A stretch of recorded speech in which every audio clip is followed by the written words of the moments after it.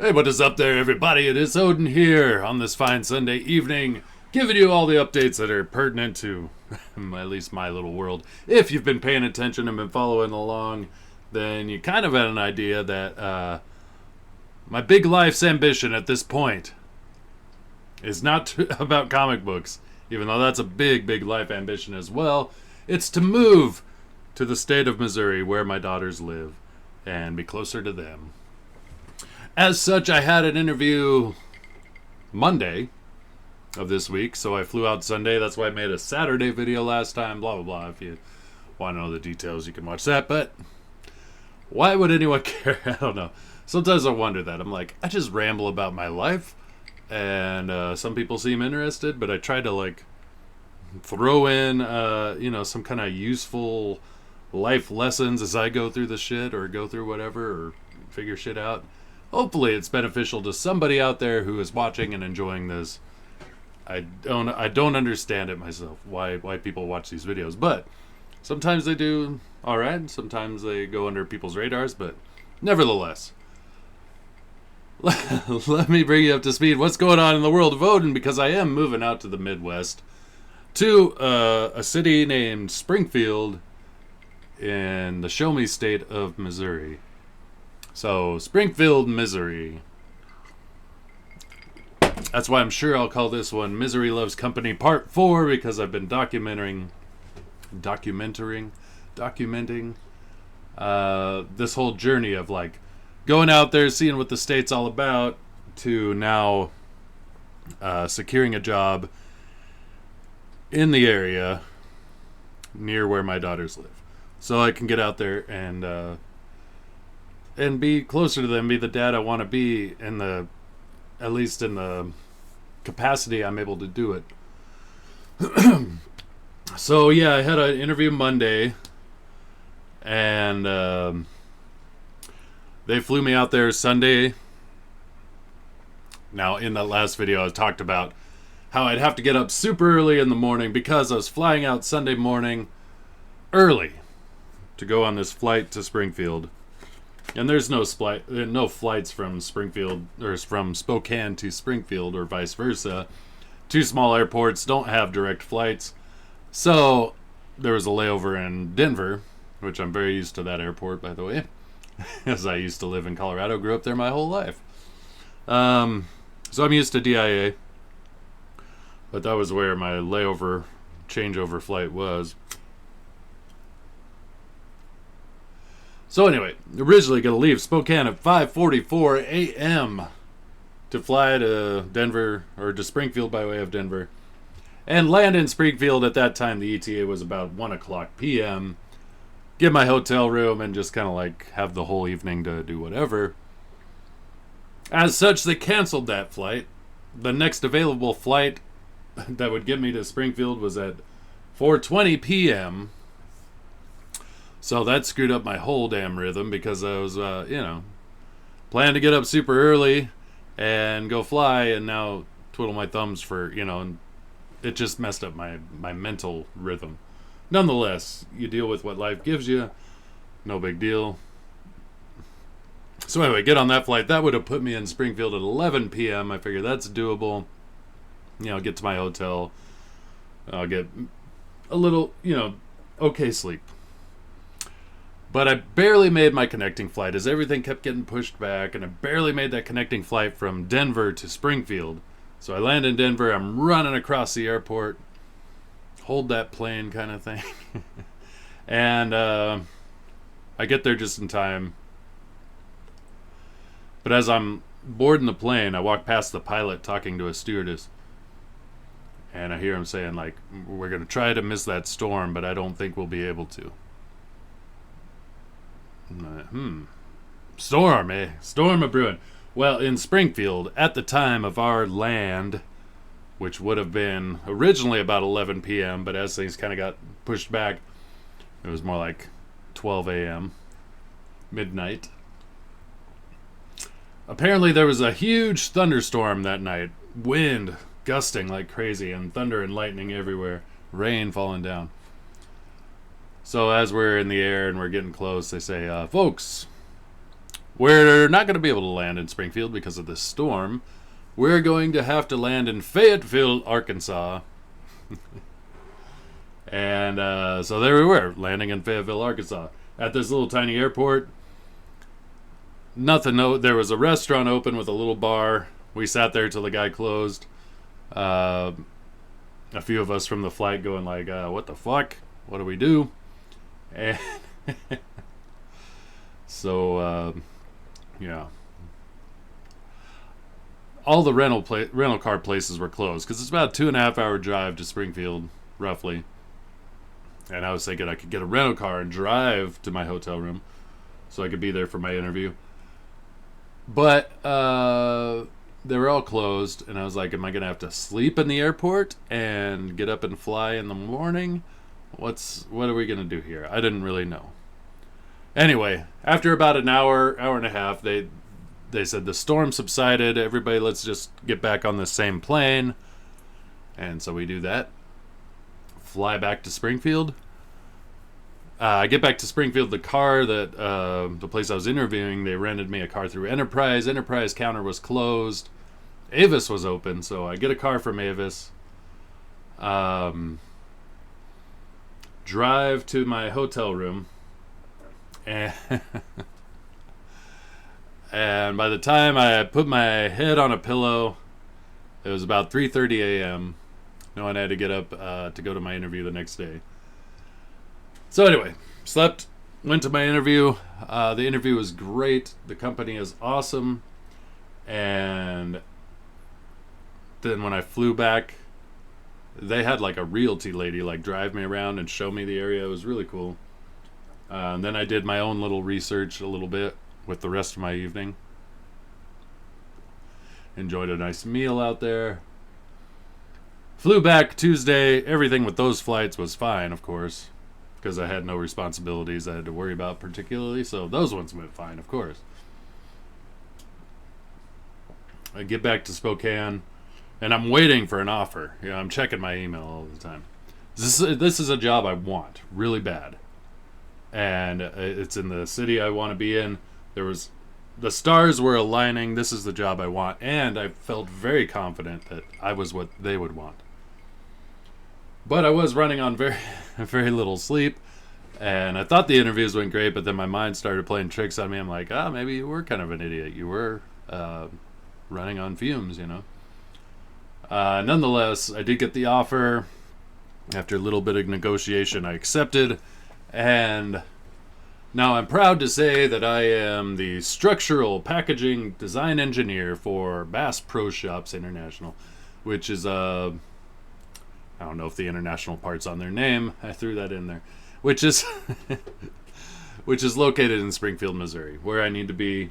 A very awesome job because they needed a structural designer, engineer, and that's what I do.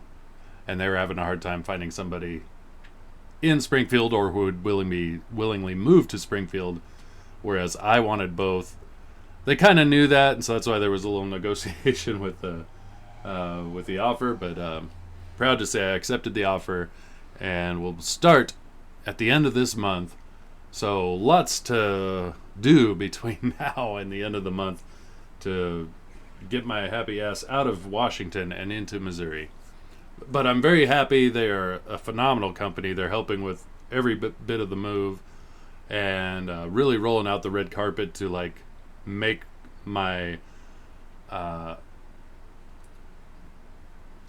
arrival in Springfield a wonderful, seamless, awesome experience. So, and I'm ready to get to work on what they hired me for.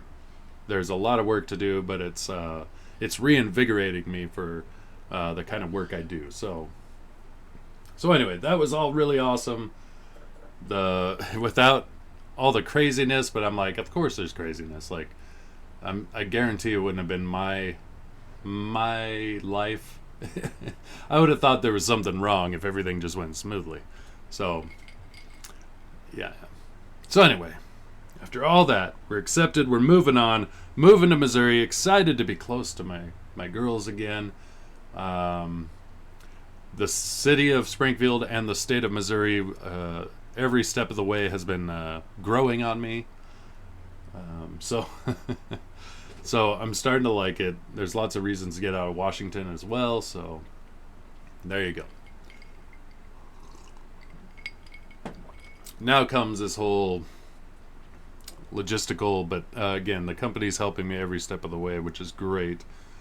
The only other thing is, like, I'm trying to, like, see everybody in this area before I leave. Like, hey, my last chance. I'm getting out of here. So I've been trying to plan my evenings and things while also trying to get a bunch done.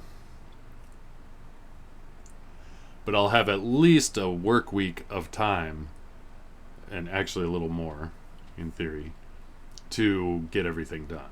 Because my end date at my current job, there's a week at least of space before I have to, like, travel halfway across the country to get to Missouri.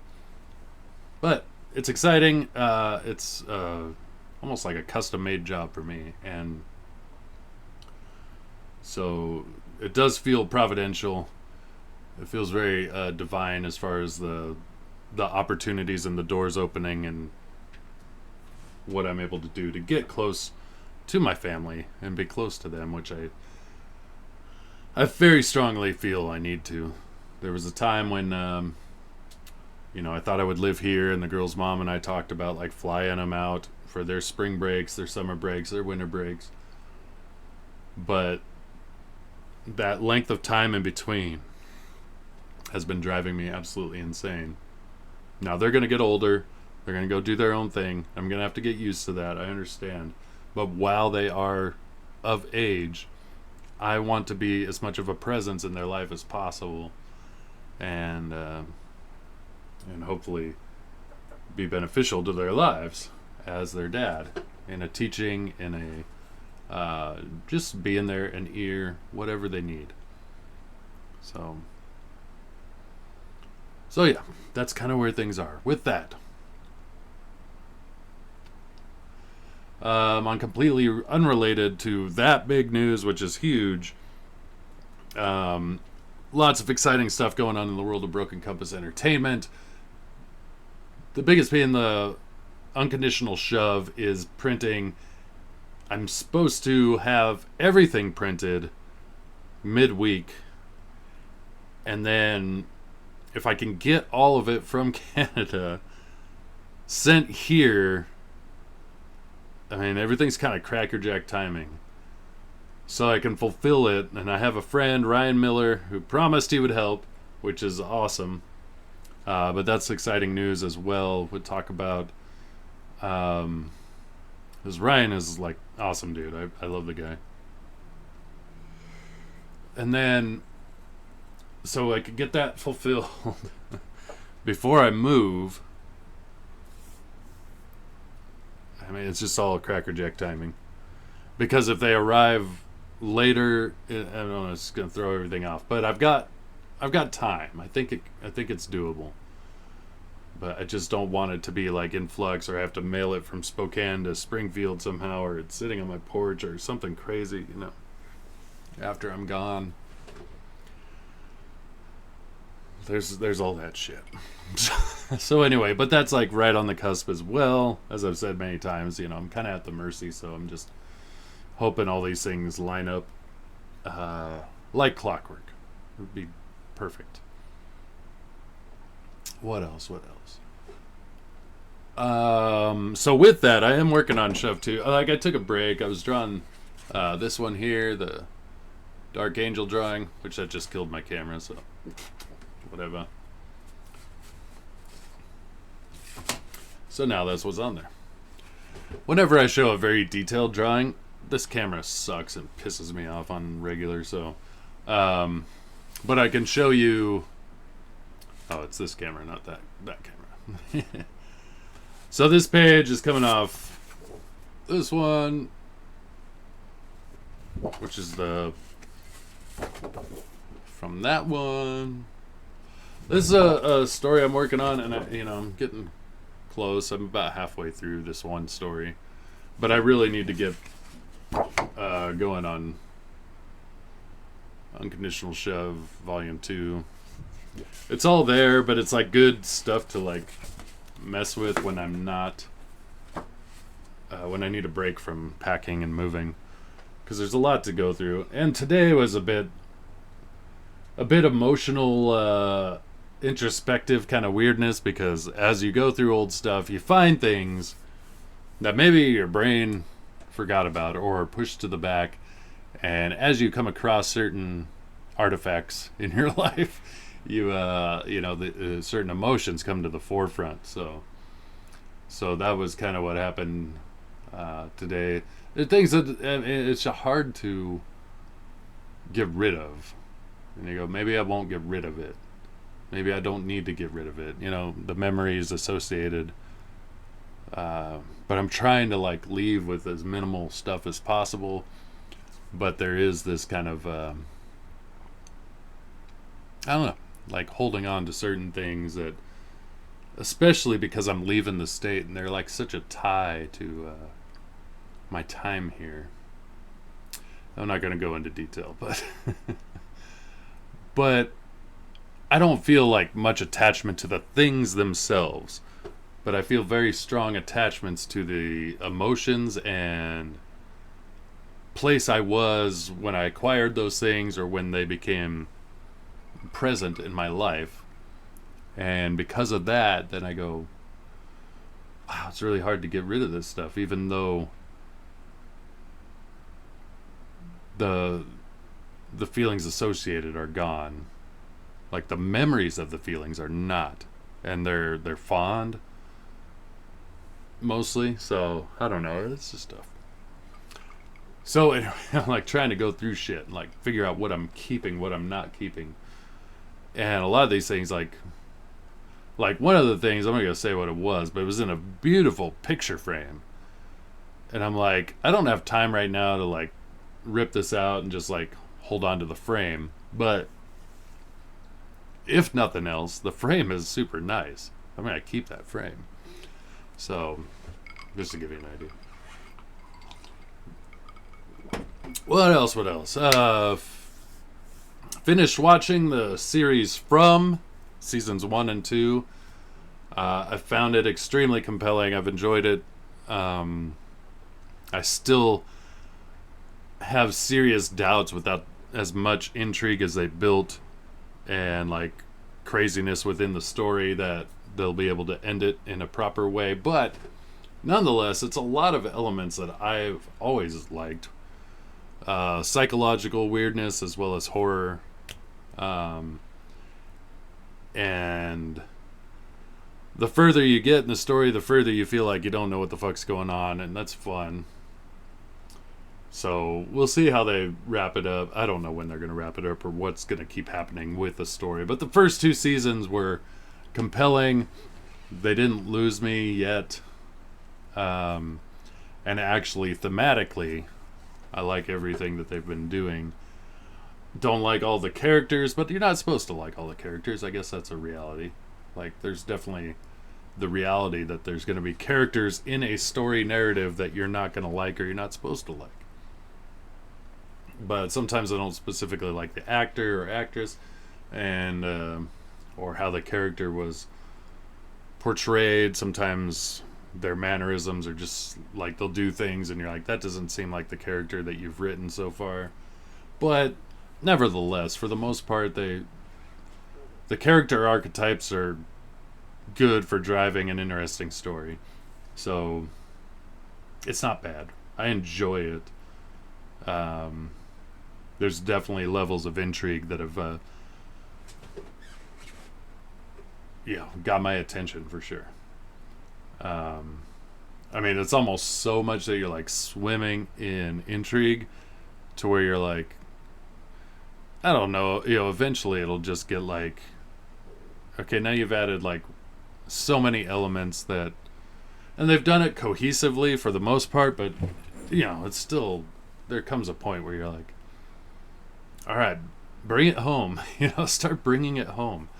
But it's a series, it's an ongoing show.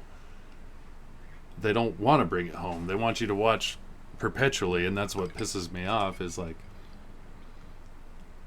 some of it just seems dragged out oftentimes. So far, they haven't lost me, though. I've been enjoying it, and I think they're doing a good job, but I can see the writing on the wall. Like, if you don't start... So, season 3, if it doesn't start feeling like it's congruent, as I give it 4 seasons. I think 4th season is where you wrap it up, and you come to some kind of conclusion. Even if it's not... Even if it's unsettling, and a bit of a cliffhanger, like as if there could be more, but you just never do more. Like, that would be awesome, but it's still an ending, a conclusion. But I don't know if they could ever, because of the amount of weirdness that they've embedded into the story, I don't know if they could ever come to a finalized conclusion that actually did it justice. So who knows? I don't know. But I'm enjoying it at the moment. Season 2 I really enjoyed. I was talking to James about it. He said it was slow. He didn't like it. And I was like, I actually found Season 2 more compelling and interesting than Season 1. But regardless, good show. Good show if you're into like crazy, surreal, psychedelic with amounts of horror and no clue what the fuck's going on.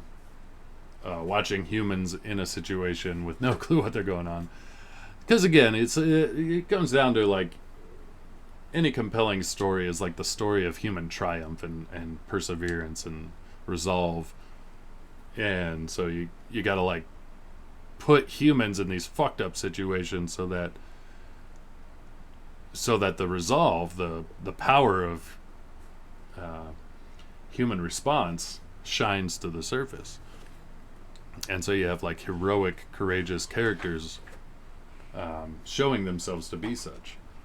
So with that, that's definitely going on.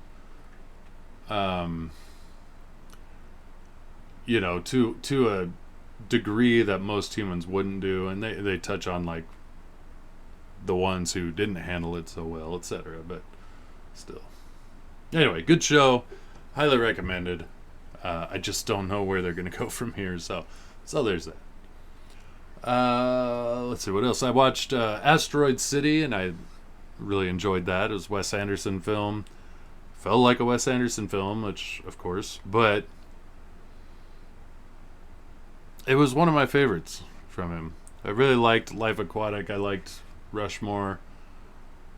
A lot of the other ones in between then and now I haven't really watched, but those ones I really enjoyed. I get what he's doing, even if sometimes I think it's kind of stupid.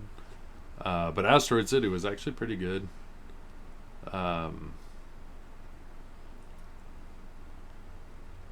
Without spoiling it, it had elements of Mars Attacks that I liked in doses, and that was fun because he did it in his style, but it was well done. It was funny, and I think I was at the theater watching it because they're showing it at the theater I love to go to where they play old movies. I don't think anybody else in the theater was getting any of it because I was belly laughing at parts, and I barely ever heard any laughter out of the rest of the theater. I'm like, okay, I guess I'm the only one who got that joke, but I enjoyed it. Thought it was good. That one's worth checking out for sure.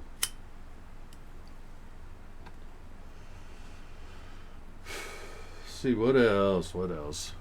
Well, not much else. We can jump straight to the Red Dwarf because I missed it last week and wanted to get to it because it's the final episode of season 1. There's only, I believe, 6 episodes.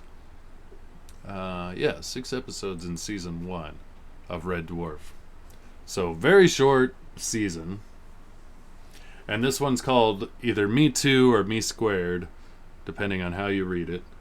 It's ME2, but I think the 2 is supposed to be the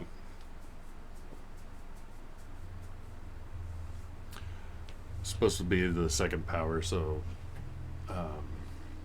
exponent. Sorry. So let's pull that up.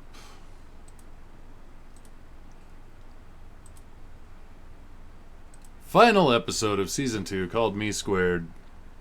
As we ended the last episode, Lister thought he was going to get a hologram of the love of his life, the woman he never talked to, and somehow feels like such a huge connection to, Chrissy Kachansky. But instead, he gets a second Rimmer. And that's how the last episode ended, with 2 Rimmers. So in Me², typical intro, season 1 intros, Holly's head floating, explaining the plight of the crew with a joke to end it. You get Lister going through their personal belongings in their bunk. And he's making a pile of his stuff and a pile of Rimmer's stuff. So you find out that Rimmer is leaving the room to go to a different room, which I'm surprised they never did before with the entire ship available. But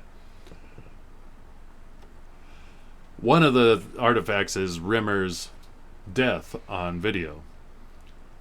And he had recorded this video about his death. Lister thinks it's weird, but Rimmer says, hey, you record weddings and Christmases and holidays. Why wouldn't you keep a video of your death? So anyway, as they're sitting here bantering back and forth, they're talking about all the times that they pissed each other off. And how it's been hell being roommates together. And all their different idiosyncrasies that would drive the other one nuts. And the times they would prank each other and do these crazy things. So, at the end of it, you start realizing that Rimmer explains that he's like, I'm moving into a different place with the conversation and intellect that is going to give me the thrust and parry of meaningful conversation and stuff. And that's when you find out here soon. Oh, and also, he blames Lister for his shortcomings. He says, like, it's your fault that I haven't become an officer. It's your fault that I've failed. Which you find out is a thing with Rimmer. But anyway, you find out here that he's moving in with the other hologram Rimmer into a bunk together.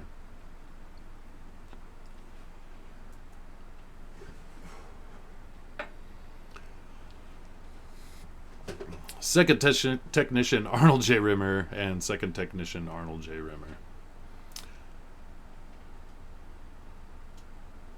So Lister has a blast making fun of them as well, giving them crap about the no smoking signs when neither of them smoke, and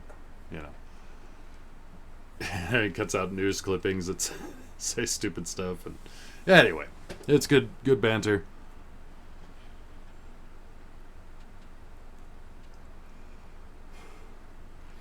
But soon you'll find out that being your own roommate, probably not the best thing.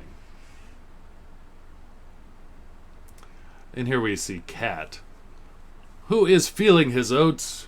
He's on a courtship mission. They're saying, attention, lady cats. I am feeling very frisky and ready to mate. So here Lister is he's excited to have the room to himself. He's celebrating by being as slobby as he wanted to be all this time. So he dumps his socks out all over the floor where he says where they belong. And I don't argue with that. I actually do something similar. But squeeze the toothpaste from the middle of the tube. He's going to do all the things that pissed Rimmer off. And he does this handstand and realizes that his socks reek and puts them back in the hamper where they belong. So now he finds the video of Rimmer's death, and so he decides to get some popcorn and watch a tribute to Arnold J. Rimmer, BSc SSC, which is bronze swimming certificate and silver swimming certificate. But he has this lengthy prologue with poetry readings intermittent, and Lister keeps making Holly fast forward through those parts. So he finally gets to the end where he gets to see him die. And this is where he didn't install the drive plate properly and caused the radiation leak that killed everybody on the ship. And his final words were, gazpacho soup. And Lister is puzzled by gazpacho soup. Why were those his final words? And later in the show, we figure out the story of gazpacho soup. Again, the cat trying to court, and he says, dude, there's no women cats on board. You're wasting your time.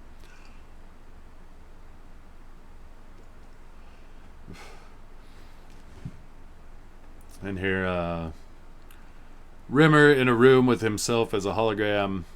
What's interesting is how much his other hologram self pushes him and motivates him, and they keep like trying to one up each other on like who can do more and more time, because they have this false sense of like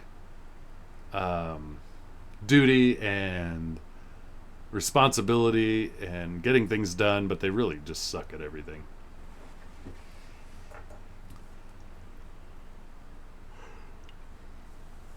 So it's late, and Rimmer is having the Scudders paint things ocean gray to military gray, and you can't tell which is different. Lister walks in and says, what are you doing? And he says, well, we're up early. And he says, what are you doing up so early? He says, I haven't gone to sleep yet.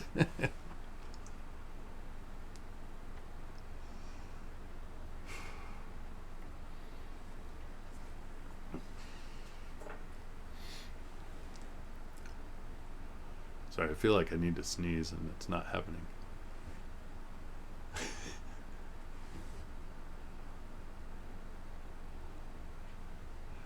Oh, we also learn about Yvonne Magruder. It's the only woman we know for sure that Rimmer had relations with. And they changed the story and the narrative of her. When it first starts out, she was the female boxing champion. And she had a concussion. And guessing slightly retarded. I don't know. But, so anyway, Lister decides to sneak into his room, find his diary, and try to learn about gazpacho soup. So he learns November, I can't remember the day. It's a day that all Red Dwarf fans like pseudo celebrate because it's gazpacho soup day, but that's what he writes in his journal entry. November whatever, gazpacho soup day.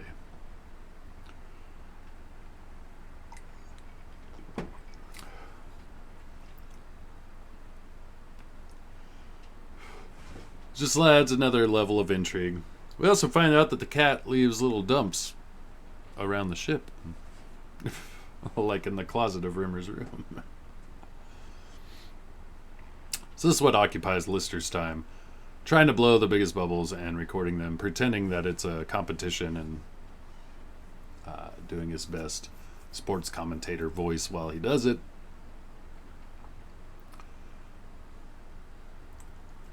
And then we get Holly bored, deciding to play an April Fool's joke on Lister, telling them that he owes tons of money to the electric company because he left a sausage on a plate that went moldy and took over half the surface area of the earth. Something like that. But it's all an April Fool's joke.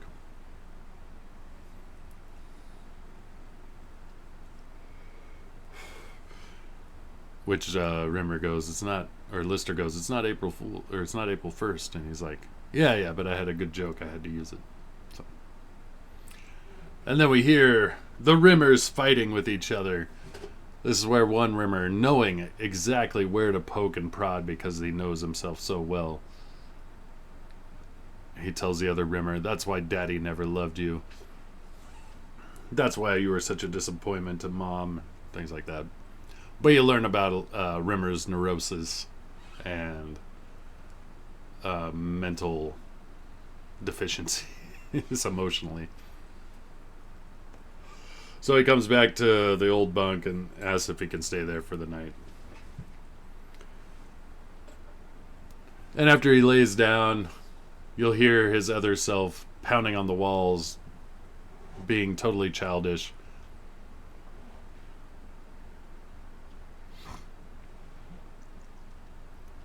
But he asks Rimmer about gazpacho soup. But this is where he gives one of the best uh, destructive monologues yelling at his other self. He says, "Stop your foul whining, you piece of distended rectum." But he yells it in such a great line. "You piece of distended rectum."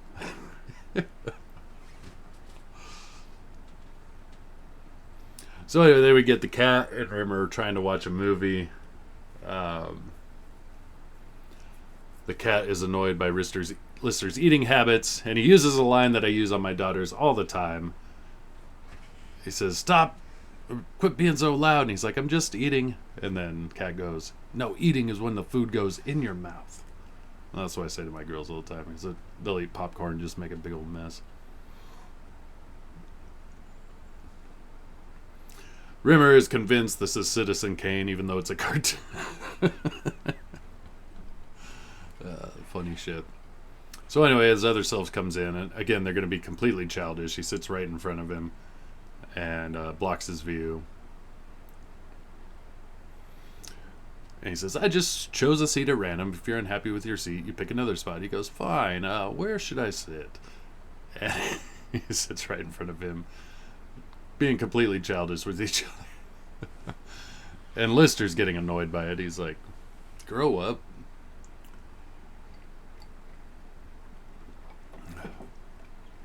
And finally, Lister's had enough. He says, "All right, I'm going to decide which one of you gets erased." He does Ippy Dippy, which is kind of like Ink a Bink, a bottle of ink. He's like, "I've been hippy dippy to death." And you get the feeling that the one who lost was the original Rimmer, but you don't necessarily know. So anyway, he kicks the other one out and says, "You can't be here while I kill and erase the other Rimmer." So this Rimmer walks in with all his medals. They're 3 years long service, 6 years long service, 9 years long service, and 12 years long service. But Lister basically tricks him. And I love this. Rimmer's like, "Holly, give me a shot of whiskey." And he says, "How would you like it?" He says, "Straight. With lemon juice, a cherry, a touch of, and a slice of lemon," or something like that. But anyway, Lister says, "Okay, you're about to die anyway, so tell me the story about gazpacho soup." And finally, Rimmer reveals why he said gazpacho soup the day he died. So apparently he finally had a big meeting, or a big dinner, with all the officers. They invited him. And he was like, "I don't want to mess it up." But they had gazpacho soup to start, and he didn't know that gazpacho soup was served cold. So he told the waiter to take it back. He's like, "This is cold, take it back and warm it up." And he's like, "And they sat there watching me, eating my piping hot gazpacho soup." So if you don't know, gazpacho soup is meant to be eaten cold. So anyway, like, he felt like that was like the downfall of his career, like the way he fumbled that social faux pas of like sending back his gazpacho soup. And so he gets so mad, he says, "Just get it over with and erase me." And he's like, "I already did. I erased the other one when he left the room." And he explains, "I knew you wouldn't have told me I got gazpacho soup unless you thought you were getting erased. So I tricked you." And it ends with him saying, Lister promising he'll never bring up the gazpacho soup thing again. And he says, "All right, let's go get another drink." And Lister says, "Super." And thus ends Me², the final episode of season 1. One of my favorites. That one definitely opens the reality of their, especially into Rimmer's neuroses and psychoses and messed upness. So definitely a great episode for that. One of my favorites. The gazpacho soup stuff throughout, that little narrative throughout the story was great. The story about how that was a social faux pas. And Lister even tried to encourage him. He's like, "Anybody could have made that mistake, like people would understand." And Rimmer being like, if only they taught us that in basic training. Gazpacho soup was meant to be eaten cold. So, yeah, you get to peer into his twisted mind, which is very self-important and yeah, just interesting stuff. So, thus ends season 1 of my favorite show, Red Dwarf. And with that, what else could we talk about really quick? We could touch on Kill Them Dead. If you haven't signed up, there's plenty of people who've hit me up like, oh, I keep meaning to and I haven't. Please do. It helps us understand where we're at with the campaign. Sign up on the Indiegogo page so we have your email address so we can send you the track, which is basically done. I just need to get mastered. And then you can hear the music. And again, I keep saying we're not messing around. It's good music. Hear what the sound of the style of the music that's going to accompany this comic book is going to sound like. So yeah, we're going to get those downloads out very soon to all the sign-ups through Indiegogo. So please do sign up. It really does help us. And then also what else? Oh, we have our launch date. September 30th we'll be launching on Bancroft's channel, which is a good place to start. We'll do the launch on Bancroft's channel. Try to really build some hype and sell this thing. I think what we got is super cool. It's different. It's fun. And we'll be launching there. And then after that, we're in talks with which shows we're going to be doing. But definitely going to have a whirlwind night and next day, really try to hit it hard with shows, etc. Also, it's been let known that the original penciler on the project is stepping away. We are keeping the pages that he did. We found an artist that is comparable in style, but actually an artist I really respect, which is Samir Samau, who did the art for Magnificent Bastards. He's a phenomenal artist. His ability to tell a story, to show emotion and character expression is phenomenal. He's an awesome artist. So I'm very excited to have Samir doing the pencils, and it'll still be Skunk Artworks, of course, doing the final inks, if any, and then painting on those pages. So it'll still feel very cohesive. It's kind of one of those things. Demi had to step away. He was too busy. Just didn't think he could commit. And it happens. And wish him the best. But we have to move on and forge forward. So Samir was super excited to be able to be part of this project. So, and that's kind of what we want. We want people who believe in it and want to do it. So there's that. There's also Magnificent Bastards 2 in signups as well. I know I've seen several pages of that, which are phenomenal. Samir is just killing it. He's basically become a Broken Compass artist. He had his hand in many pies a while ago, but he's like, I like what you guys are doing. This is what I really want to do. So full on. And then I mentioned Ryan Miller.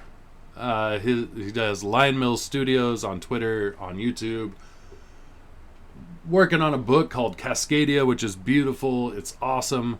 He showed me every page and all the dialogue, and I'm super stoked about this book. But the biggest reason I'm so stoked is he decided to publish it through Broken Compass Comics, or Broken Compass Entertainment, as we call ourselves now. And couldn't be happier with the first non-James or myself book that we're going to publish to be Ryan's book Cascadia, because it looks so good. His artwork is very unique, but very, very accomplished artist. And he hand paints everything, kind of like Skunk.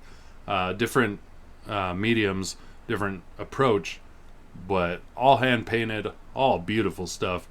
And so Cascadia, if you haven't checked out Lion Mills Studio on YouTube, you can see lots of progress that he's done, a lot of pages and a lot of examples of what he's doing.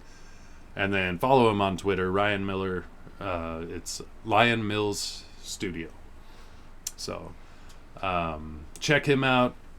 Super happy to have him on board. One of the coolest guys. He's another Spokane guy. So before I left, we started hanging out. And I'm like, dude, if you want to be part, like, let's do this. And so excited because his book looks great. So there's that. And then also the merch for Everything Broken Compass Entertainment is getting an update, as well as the website. It's all looking beautiful. It's in the beta mode, which I hate that term, but it's just become to mean something stupid nowadays. But it's not quite ready to launch, but I've seen the website, the way it looks and where it is in this beta form. It is way better than our old website, and the merch is much more in-house and manageable as far as quality control, etc. And the merch looks great. Posted some pictures of some of the baseball caps that we're going to be selling with all the different properties, and yeah, looks great. So excited for that. There's also going to be art prints for sale by both Skunk and myself and Samir.